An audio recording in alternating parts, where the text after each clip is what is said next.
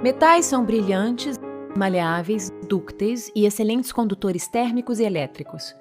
A estrutura dos metais e a natureza das ligações metálicas explica, em parte, essas categorias típicas. Metais são compostos por íons positivos ou cátions estreitamente unidos em sólidos cristalinos. Os cátions estão rodeados por um mar de elétrons móveis. Estes elétrons de valência estão livres para distanciar-se dos seus átomos de origem. Quando um elétron se afasta devido à atração eletrostática entre os cátions e os elétrons, um outro se move para ocupar o seu lugar.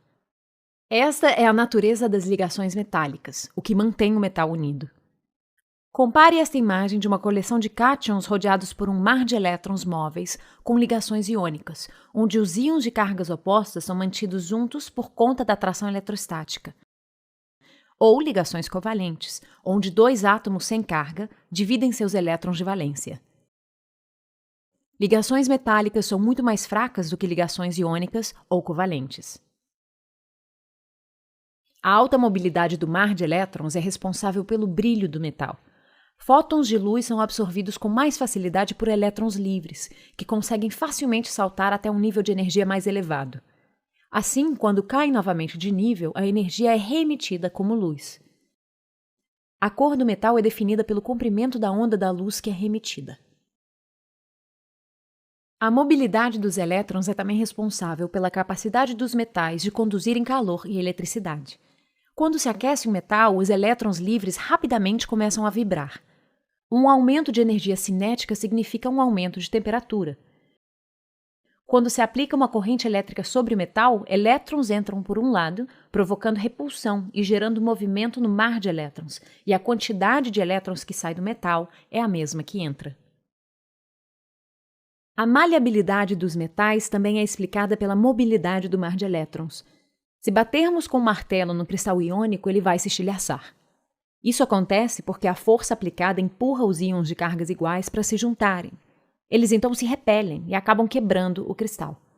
Em contraste, se você bater em um metal com um martelo, ele não se quebra, só amassa. Metais têm a capacidade de se deformar em resposta a uma força aplicada.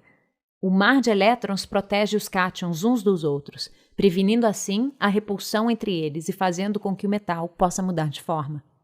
O metal mais maleável é o ouro.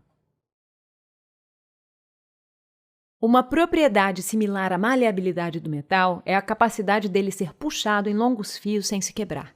Chamamos isso de ductilidade. Ligações iônicas não são dúcteis pela mesma razão que, em geral, não são maleáveis. Se uma ligação iônica fosse moldada na forma de um cilindro, ela quebraria por conta da repulsão dos íons similares. Em contraste, o metal poderia ser moldado em cilindro porque os cátions podem se alinhar, protegidos uns dos outros, enquanto o mar de elétrons os envolve. O metal mais dúctil é a platina. Quase todos os metais são sólidos em temperatura ambiente, com os cátions formando uma forma reconhecível e compacta. Você consegue pensar em qual seria a exceção? Mercúrio é o único metal líquido em temperatura ambiente. Outros 4 metais derretem a uma temperatura próxima à temperatura ambiente. São eles frâncio, césio, gálio e rubídio.